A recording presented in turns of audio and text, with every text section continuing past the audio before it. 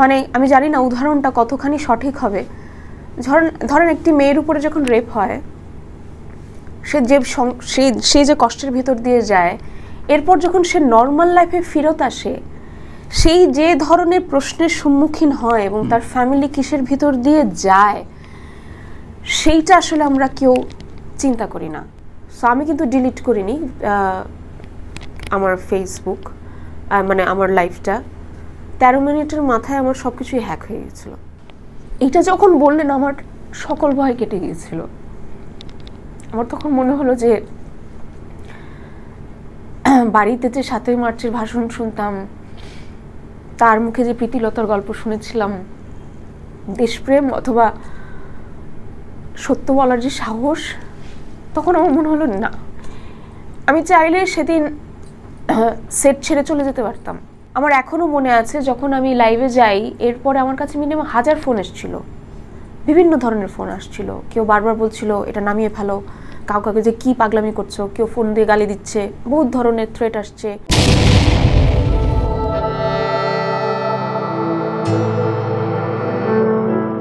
প্রিয় দর্শক, সবাইকে স্বাগত জানাচ্ছি কোলাহলের এই শোটা, তানভীর তারেক শো, আরেকে সিরামিক্স নিবেদিত। ফেসবুকে নিজস্ব মত প্রকাশ বা যা দেখছি সেটি বলার যে সাহস থাকতে হয়, কারণ আমি আমার কথাগুলো বলবো, সে তার কথা বলবে, নানা রকম মত ঘুরে ফিরে বেড়াবে, সমাজে এইগুলোর বিস্তার ঘটবে, এভাবে সমাজটা বিকশিত হবে। অনেকেই অনেক রকমভাবে নিপীড়িত হয়েছে, নির্যাতিত হয়েছে, আয়নাঘরের গল্পগুলো শোনা যাচ্ছে, কিন্তু শিল্পীদের ভেতরে তার অভিজ্ঞতার সাথে অন্যদের তুলনা করাটা আসলে বোকামি। একই সাথে সেই কঠিন পর্যায়ে পেরিয়ে যে শিল্পী সমাজ তিনি দেখেছেন, যার প্রতি কোনো সাপোর্ট পাননি, সেই অসহায়ত্ব, সেগুলো আমরা কিছু কিছু জানি। আমি আমার কোনো কথা বলি, তার নাম বলি এখন, অভিনেত্রী কাজী নওশাবা আহমেদ, অ্যাক্টিভিস্ট, নির্মাতা, নাট্যকর্মী। তো নওশাবার পরবর্তী পর্যায়ে যখন আমি অনেকগুলো শোতে আমরা যখন ডাকছি এবং র্যান্ডম, আমার মনে আছে যে দুটো পরপর দুরকম শোতে আমি কথা বললাম, তখন একটা ফোন কল আসলো, ভদ্রজিত ভাই বললো যে খামাখা ঝামেলায় জড়ান না, কি দরকার, আপনি অনেক আর্টিস্ট তো আছে। তো আমি বললাম যে আমি তো কোনো রাজনৈতিক কোনো শো করি না এবং আমি শিল্পীদের নিয়ে কথা বলি, তাদের কথাগুলো তুলে ধরার চেষ্টা। তখন আমার মনে হলো যে না, কে আমি নিয়মিত ডাকবো, আমি লিখবো, ওর নিউজ ছাপবো। এর পরবর্তীতে আমরা একটা মিউজিক ভিডিও করলাম, সেখানে জেদ করেই আসলে বললাম যে না, নওশাবাই থাকবে এটাতে। এই সব পর্যায়ে সম্পর্কগুলো আসলে দূরত্ব হয়ে যায়, কিংবা আমরা ভীত থাকি যে না, সম্পর্ক বোধহয় রাখা যাবে না, রাখলে বিপদ আছে। কিন্তু যে বিপদের ভেতরে জীবনটা বয়ে বেড়ায়, তার ভেতরে কিরকম অনুভব হয়, আমি আর কথা না বাড়াই। আমার নাম তানভীর তারেক। নওশাবা, কেমন আছো? এটি কিভাবে বলতে চাও, কেমন আছো? অভিনন্দন আপনাকে। ও থ্যাংক ইউ। অভিনন্দন কেন, আমরা সবাইকে অভিনন্দন জানাই। আমরা অনেকেই দেখেছি শিল্পীদের আসলে রাজনৈতিক সচেতনতা এবং শিল্পীদের রাজনৈতিক কথাবার্তা বা নিজস্ব মত চর্চার বিষয়টা আসলে কি পর্যায়ের হওয়া উচিত, তোমার দর্শনে কি বলে? খুবই ইন জেনারেল প্রশ্ন, তারপরে আমি একটু আসি। এটাই হওয়া উচিত যে যেটা আপনার, দেখেন, শিল্পী মানেই তো প্রথমে আমাদের জানতে হবে যে আমরা মানে যে কোনো মানুষের তুলনায় একটু হলেও বেশি সংবেদনশীল হব। তো কারণ আমরা অনুভূতি নিয়েই কাজটা করি। এবং আমি যাদেরকে যে ছোটবেলা থেকে একটা জিনিসই শিখেছি, যে শিল্পী মানেই যে শুধুমাত্র আমি আমার শিল্প চর্চা করার সাথে সাথে আমার কিছু দায়বদ্ধতাও রয়েছে। তো সেই জায়গা থেকে আমি যাতে আমার মননটা খোলা রাখি। আচ্ছা। তো সেই খোলা জায়গা থেকে আমার সবসময় মনে হয়েছে যেটা সাদা, সেটাকে সাদা বলতে পারাটা এক ধরনের চর্চার মধ্যে থাকা উচিত, এবং কালোটাকে কালো। এবং সেই ক্ষেত্রে কোনোভাবেই ব্যাপারটা এরকম যাতে না হয় যে আমি কোনো কিছুর প্রেশারে সেটা আবার চেঞ্জ হয়ে গেল। আপনার দর্শনটা আপনার কাছে ক্লিয়ার থাকাটা আমার মনে হয় অন্তত চেষ্টাটা করা উচিত। সংবেদনশীলতার কথা যে বললা, এবং সেই ক্ষেত্রে তো ভীতিও কাজ করে। আমরা এই গত 50 বছরেরও বেশি সময়ের বাংলাদেশে তো সেই সাহসটা কি আদৌ মানে সবসময় কাজ করে কিনা? বা দেখেন, সাহসে পড়ে মানে সবচেয়ে বড় কথা, যতবারই সাহস, সেটা গণজাগরণ থেকে শুরু করে অথবা 2018-তে অথবা এখন অবধি, আমি আমারটাই বলতে পারি, আমি বাকিদেরটা বলতে চাই না। আমার নিজস্ব এক ধরনের রূপান্তর হয়েছে। আমি আমার দেশকে কিভাবে দেখেছি, আমি মনে করি আমার নিজের কি করা উচিত সেটাকে আমি বেশি ফোকাস করেছি, যে আমি কি আসলে ক্লিয়ার কিনা, আমি যে নিজেকে শিল্পী হিসেবে দাবি করছি আমি কি আসলেই আমার মেয়ের সামনে একটা ঠিকঠাক উদাহরণ হিসেবে দাঁড়াচ্ছি কিনা। তো সেই জায়গা থেকে আমি আমার মতো করে আমার নিজস্ব রূপান্তরটা বলতে পারি। এবং আপনি যেটা বলছেন সাহস, এটা আমি গোড়া থেকেই শুনেছি, মানে সাহস বলতেই বোকামি। বোকামি, হ্যাঁ, মানে নিজের পায়ে নিজে কুড়াল মারা, মানে হয়তোবা আপনার যতখানি সাকসেস, মানে সাকসেসের যে মাপকাঠিটা আমরা ব্যারোমিটারটা ভাবি, সেটা হয়তোবা আপনার জীবনে আসবে না। তো এই বিষয়গুলো আশপাশ আপনাকে হয়তোবা ভালোবেসেই, এবং কেউ কেউ, বেশিরভাগই মানুষ ভয়ে আপনাকে বলতে থাকে যে তুমি যখনই সাহসের সাথে, মানে দেখেন এটা আমার কাছে সাহস বলতেও না, আমার কথা হচ্ছে যে ধরেন এই গ্লাসটা এরকম, আমি এই গ্লাসটাকে তো এরকমই বলবো, মানে অন্তত আমার চোখে যা তাই। তো সেইটা বলতে পারাটা খুব মানে বড় কিছু নয়, কিন্তু এটা বলাটাই স্বাভাবিক। মানে ব্যাপারটা এরকম নয় যে আমি ঘুষ খাই না, আমি অনেক বড় কিছু, আমি ঘুষ খাবো না, সেটাই স্বাভাবিক। তো এই স্বাভাবিক বিষয়টা খুব মনে হয়ে গেল যে অনেক দূরের বিষয়। মানে আপনি সাহসের সাথে কথাটা না, আপনি স্বাভাবিকভাবেই এই গ্লাসটাতে পানি রয়েছে এবং এটা একটু গরম, এটা আপনি এটাই বলবেন। তো এটা বললে তো এটা বলাটাই স্বাভাবিক আমার কাছে। তো এই স্বাভাবিক কাজটা কে অনেক বড় করে সাহস বলতেও আমার লাগে। আমার কাছে মনে হয় এত বিরাট কোনো বিষয় না, এটাই হওয়া উচিত যে এটাই আমি বলবো। সেই সময় সেই ফেসবুক লাইভটার থেকে তোমার কলিগরা যেটা আমরা শুনেছি ওই সময়, যে কি দরকার অভিনয়, এটা করে গেলেই তো হয়, এটা তো আসলে একজন অভিনয় শিল্পীর কাজ না, তার মানে এর ভেতরে আসলে কেন কিন্তু তবু আছে। সমাজের এই রকম বিশৃঙ্খলা তো সামনেও আসতে পারে, কালকেও আসতে পারে। তো মূলত এই যে আশপাশের মানুষগুলো যখন বোঝায় যে না, শিল্পীদের কাজ তো আসলে অভিনয়টা করে যাওয়া, অন টাইম সেট করা, হাসার সময় হাসা, কান্নার সময় কান্না করা, তো তুমি কি তাহলে একটু আলাদা বলতে চাচ্ছ নিজেকে? না না না, আমি এই জন্যই তো প্রথমে বললাম যে এটাই স্বাভাবিক হওয়ার কথা। মানে আমরা তো ছোটবেলা থেকে সেভাবেই জেনে বড় হয়েছি, অথবা মানে সারা জীবন তো সেটাই জেনেছি যে এটাই স্বাভাবিক, যেটা সত্য সেটাই আমি বলবো, অন্তত আমার চোখে যেটা। আমি যদি দেখি যে আমার পাশের মানুষটি খারাপ রয়েছে, আমি সেটা জানাবো, যে জায়গায় আমার বলার দরকার আমি সেই জায়গায় জানাবো, যাতে তাকে কোনোভাবে হেল্প করা যায়। এটাই তো স্বাভাবিক হওয়ার উচিত। এখন যদি পাশের বাড়িতে আগুন লাগে, আমি তো খুব স্বাভাবিকভাবেই ফোন করব, যেখানে আগুন নেভানোর যায় সেখানেই তো আমি ফোন করে বলবো। সেটা তো মানে সেটা অনেক বিরাট কিছু নয়। এই স্বাভাবিক বিষয়টাই একটি জায়গায় যে আমরা বারবার থেমে যাচ্ছিলাম, সেটা হচ্ছে ভয়, শঙ্কা, সংশয়। আমি আসলে জানি না বিষয়টা কি, আমার কাছে দুর্বোধ্য মনে হতো যে এটা বললে সমস্যা কি। তো মানে অনেক বড় একটা ঘটনার পরে আমি বুঝতে পারলাম যে আমি আসলেই তাদের ভাষায় যে বোকাটা ছিলাম, মেবি আমি বোকা ছিলাম। বাট একটা পর্যায়ে এই কয়েক বছর পরে আমি আস্তে আস্তে রিয়েলাইজ করলাম, এবং আমি নিজেকে অনেক বোকা, মানে নিজেকে অনেক দোষ দিতাম যে আমি কেন এটা করলাম, আমার কারণে আমার বাবা সাফার করছেন, মা সাফার করছেন, আমার পুরো ফ্যামিলি সাফার করছেন, আমার সন্তান সাফার করছেন, সবাই সাফার করছেন। মানে কি ধরনের সাফারিং সেটা আসলে আমি জানি না এখানে একটা ছোট্ট এটা বলা যাবে কিনা, বলা সম্ভব কিনা। তো সেই সাফারিংগুলো দেখে নিজেকে কনস্ট্যান্টলি আমি নিজেকেই দোষ দিতাম, এবং আমার শুধু মনে হতো কি কারণে, মানে বাকিরা যারা বলেছিল তারাই তো ঠিক হলো, আসলেই তো তাই, কেন আমি তোমাকে মনে হচ্ছিল যে তুমি রিমান্ডে আসার পর থেকে মনে হচ্ছিল তুমি হেরে গেছো? না, হেরে যাইনি আমি। ওখান থেকে ফেরত আসার পরে আমি একটা জিনিস বলি, আসলে না আমরা, মানে আমি জানি না উদাহরণটা কতখানি সঠিক হবে। ধরেন একটি মেয়ের উপরে যখন রেপ হয়, সে যে কষ্টের ভিতর দিয়ে যায়, এরপর যখন সে নর্মাল লাইফে ফেরত আসে, সেই যে ধরনের প্রশ্নের সম্মুখীন হয় এবং তার ফ্যামিলি কিসের ভিতর দিয়ে যায়, সেইটা আসলে আমরা কেউ চিন্তা করি না। মানে সেইটা আসলে আমরা স্বাভাবিকভাবে যারা বেঁচে আছি তারা কখন সেটা বুঝতে পারবো না। তো ওইটা আরেক ধরনের, আমার কাছে মনে হয়েছিল একটা পর্যায়ে আমি ভিতরে থাকলেই ভালো হতো, হ্যাঁ। এবং এটা আমি আজ বলছি, এবং আমার বাবার কষ্ট দেখে আমার এটাই মনে হতো।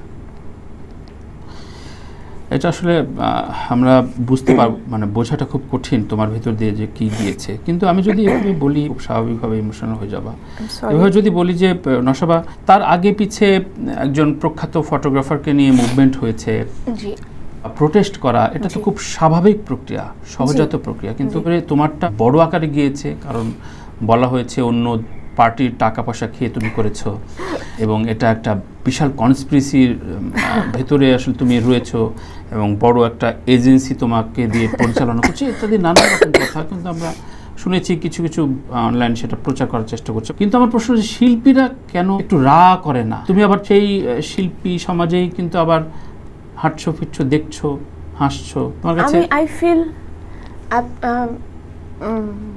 অ্যাকুয়ারিয়ামের মাছকে আপনি কখনো বাইরে বের করে পানি থেকে বের করে রাখলে যেরকম ফিলিং হয়, মানে তরপাতে থাকে, মানে আমার কাছে মনে হয় আমি পানিটা কখন পাবো, আমার এটাই মনে হতো। এবং আমার মনে হয় শুধু আমি একা নয়, এরকম অনেক মানুষ রয়েছেন যারা, আমি তাদেরই রিপ্রেজেন্টেটিভ, এরকম অনেক শিল্পী রয়েছেন, এরকম অনেক সাধারণ মানুষ রয়েছেন যারা বারবার নিজেদেরকে, আমার কাছে সবসময় মনে হতো যে আমি কেন ডাঙায়, আমার তো পানিতে থাকার কথা ছিল, আমি সাঁতারটা কেটে বেড়াবো, নিজের মতো করে সমুদ্রটা দেখবো, কিন্তু আমার তাই মনে হতো। এবং এখনও যে সেটা মনে হচ্ছে না ব্যাপারটা তা নয়, এখনও সেটাই মনে হচ্ছে। কারণ ধরেন আমরা সবেমাত্র, অবশ্যই এর আগে আমি যেটা বলতে চাই, অ্যাটলিস্ট আমি এই কথাগুলো এখন বলতে পারছি এবং আল্লাহর কাছে সেটার জন্য শুকরিয়া। এবং আমার বাবার দোয়া, মায়ের দোয়া এবং আমার যারা আপনার মতো মানুষ যারা ছিলেন, যে এ কটা বছর অন্তত জানতে চেয়েছেন যে আমি কিভাবে আছি, এরকম অনেক সহকর্মীরা রয়েছেন। আমার কথা হচ্ছে আমি তাদেরকে সংখ্যায় মাপতে চাই না, অন্তত আমি মানে মাপতে চাই। আপনি যেমন করে আমাকে সব কিছু উপেক্ষা করে ডেকেছেন, এরকম অনেকেই রয়েছে যারা কিনা আমাকে প্রথম সিনেমায়, মানে আমি যেখানে, মানে আমার এত বছরের কেরিয়ারের পরে আমাকে নবাগতদের মতো করে স্টার্টিংয়ে পেমেন্টে স্টার্ট করতে হয়েছে। নবাগতের মতো? হ্যাঁ, একদমই তাই। মানে অ্যাজ ইফ ব্যাপারটা হচ্ছে আপনাকে দয়া করছি, হ্যাঁ দয়া করছি। আমার কথা হচ্ছে যেমন এরকমও একদল ছিল এবং কিছু মানুষ ছিল যারা আসলেই সম্মান নিয়ে, যে না নশাব আপু আপনি কাজটা করেন, এটাই আপনি ডিজার্ভ করেন, অথবা বাড়ি থেকে ডেকে নিয়ে যে তারা আমাকে, স্পেশালি আমি তরুণ নির্মাতাদের কথা সেটা বলবো, যারা আমাকে একেবারেই বাড়ি থেকে ডেকে নিয়ে স্ক্রিপ্ট দিয়ে কাজটা আপনাকে করতেই হবে, শুটিংটা আপনাকে করতেই হবে। এই কারণে আমি বারবার বলি যে তারুণ্য বিষয়টা না শুধুমাত্র শারীরিক বয়সের মধ্যে আটকা নয়, তারুণ্যটা হয়তো বা আপনার ভেতরেও রয়েছে। এই কারণে মেবি আপনি আমার ভেতরের উচ্ছ্বাসটা অথবা তারুণ্যটা বুঝতে পারেন। আমার বাবার ভিতরে সে তারুণ্যটা ছিল, আমার সন্তানের ভিতরে সেটা রয়েছে। তো এই তারুণ্যটারই কিন্তু ফল আজকে আমি আর আপনি কথা বলতে পারছি। এই তারুণ্যটা মরে গেলেই, তারুণ্য মানে তরুণরা আসলে ভয় পায় না। তো এই কারণে নিজের ভেতরের তারুণ্যটাকে বাঁচিয়ে রাখাটা মানে ব্যাপারটা এরকম নয় শারীরিক তারুণ্য, আমি বলছি মানসিক আত্মিক তারুণ্য। ওই তারুণ্যটার খোঁজেই আমি কনস্ট্যান্টলি দেশটাও ছাড়িনি। আমার প্রতিদিন মনে হতো, প্রতিদিন আমি ভাবতাম যে না আর নয়, আমি ক্যামেরার সামনে আর যাবই না। আমার বাবা আমাকে অনেকবার সংকল্প করিয়েছিলেন, ফ্যামিলি আমাকে অনেকবার সংকল্প করিয়েছিলেন যে তুমি আর কখনো তুমি ক্যামেরার সামনে যাবে না, কখনো তুমি মঞ্চে দাঁড়াবে না, কখনো তুমি জাস্ট নিজেকে মানে ঢেকে ফেলো। আমার কাছে মনে হয়েছে যে না, আমি তো সেটা করার জন্য করিনি। কারণ আমি যদি আসলেই বিক্রি হতাম, আমি আসলেই যদি মানে আমার ভেতরে সেই রকম পিশাচের কারণে অথবা কোনো একটা মানে আমি আসলেই যদি সেই দেশদ্রোহী, এবং সহজ কথায় আমাকে তখন যে কথাটা বারবার বলা হচ্ছিল যে আমি একজন রাজাকার, সেটা যদি আমি হতাম তাহলে তো আমি দেশ ছেড়ে অনেক আগেই পালিয়ে যেতাম। কিন্তু নশাবা এর চাইতে অনেক নমনীয় ঘটনায় অনেক শিল্পী অ্যাসাইলাম নিয়ে উন্নত দেশে চলে গিয়েছে। তোমার পরিবার বা তোমার আশপাশের মানুষ নিশ্চয়ই সাজেশন দিয়েছে তোমার? হাজারবার, প্রতিদিন, মানে কাজ পাচ্ছি না, বাসায় বসে আছি, বাবা মুখ ফুটে কিছু বলছেন না, বাপের বাসায় আছি। আমার বাবা কখনো আমাকে জোর দেয়নি, এটা আমি বলতেই পারি। উনি আমার উপরে সবসময় সেই ছোট থেকেই দেখেন। বাবার নামটা বলে আমরা। জি, আমার বাবার নাম হচ্ছেন লেফটেন্যান্ট কর্নেল কাজী সেলিম উদ্দিন, অবসরপ্রাপ্ত, উনি মরহুম। তো ওই একটি মানুষ আসলে সামহাও থাকে না, যে আমার এখনও মনে আছে যখন আমি লাইভে যাই, এরপরে আমার কাছে মিনিমাম 1000 ফোন এসেছিল, বিভিন্ন ধরনের ফোন আসছিল। কেউ বারবার বলছিল এটা নামিয়ে ফেলো, কাউকে যে কী পাগলামি করছো, কেউ ফোন দিয়ে গালি দিচ্ছে, বহুত ধরনের থ্রেট আসছে। আমার অনেক জার্নালিস্ট ভাইরা আমাকে ফোন করছিল। আমি একটি ফোনের অপেক্ষায় ছিলাম যে আমি আসলে ভুল করেছি কিনা। আমার বাবা ফোনটা করে যখন বললেন, প্রথমে মনে হয় 4 সেকেন্ড একটু চুপ থাকলেন, থেকে বললেন I am proud of you. এইটা যখন বললেন আমার সকল ভয় কেটে গিয়েছিল। আমার তখন মনে হলো যে বাড়িতে যে 7ই মার্চের ভাষণ শুনতাম, তার মুখে যে প্রীতিলতার গল্প শুনেছিলাম, দেশপ্রেম অথবা সত্য বলার যে সাহস, তখন আমার মনে হলো না, আমি চাইলে সেদিন সেট ছেড়ে চলে যেতে পারতাম। আমি যাইনি, আমি গা ঢাকা দিতে পারতাম, আমি দেইনি। সেটাও এক ধরনের বোকামি। সবাই সেদিন, মানে আমার বাবা আমাকে মানে আমার সহকর্মীকে ফোন করছিলেন আর বলছিলেন যে ওকে একটু বোঝান, বলেন, কিন্তু আমার বাবা আমাকে একবারও জোর করে বলেননি যে তুমি পালিয়ে যাও, তুমি যদি মনে করে থাকো তুমি যেটা ফিল করেছো সেটা বলেছো, তাহলে তুমি পালাবে না, আমি তোমার সাথে আছি। আমি জানি না এরকম এই বাপ ভাগ্য কয়জনের হয়। আরও 2-1জন তোমার সহকর্মী যারা পরবর্তীতে ডিলিট করে দিয়েছে, কিন্তু তাদেরকেও 1-1.5 মাস আমার জানা মতে ঢাকার বাইরে বা ছোটাছুটির ভেতরে থাকতে হয়েছে। কিন্তু তাদের ফ্যামিলি বলেছে না, তুমি এক্ষুনি ডিলিট করে দাও, এত ঝামেলা আমরা নিতে পারবো না। ছাত্ররা আজকে যে বিপ্লবটা দেখালো, এবং আজকে যে কারণে আমরা কথা বলছি, সমস্ত শহীদদের উৎসর্গ করি আমাদের আড্ডাটা, কোনো সহকর্মীর কি এ ধরনের পজিটিভ সাপোর্ট পাওনি? হওয়ার না না না না যে না ঠিক করেছো, ঠিক আছে, না, এই ধরনের কথা কেউ আমাকে বলেনি যে আমি ঠিক করেছি, ঠিক বলেছি। বাট আমার বাবা যখন বলেছেন, আমি আর কারোরটা মানিনি। উনি যখন আমাকে বলেছেন যে তুমি সঠিক বলেছো, আই এম উইথ ইউ, তখন আমার কাছে মনে হচ্ছে ইভেন আমার সকল বন্ধুরা, মানে যারা আমাকে অনেক ভালোবাসে, মানে সত্যি সত্যিই যারা জানে, আমাকে বারবার বলছে নশোবা অনেক বড় সমস্যায় পড়তে যাচ্ছিস, আমরা জানি তুই অনেক ইমোশনাল। অনেকে আমি আমার বাবা বলেছে, সো আমি কিন্তু ডিলিট করিনি আমার ফেসবুক, মানে আমার লাইফটা। 13 মিনিটের মাথায় আমার সব কিছুই হ্যাক হয়ে গেছিলো, 13 মিনিটের মাথায়, এবং তারপরে আমার হাতে কিছুই ছিল না। এরপরে যা যা ঘটছিল, কি ঘটছিল, আমি আসলে আর কিছুই জানি না। মানে আমি বললাম তো যে ওই একটি মানুষ আমাকে আরেকটা জিনিস উনি আমাকে বলেছিলেন, যখন আমাকে নিয়ে যাওয়ার পর ওনার সাথে যখন আমার প্রথম দেখা হয়, উনি আমাকে বলেছিলেন যে কোনো চাপে পড়ে কোনো মিথ্যার কাছে মাথা নত হবে না। এই একটি কথা আবারও আমি একদম অক্ষরে অক্ষরে পালন করেছি।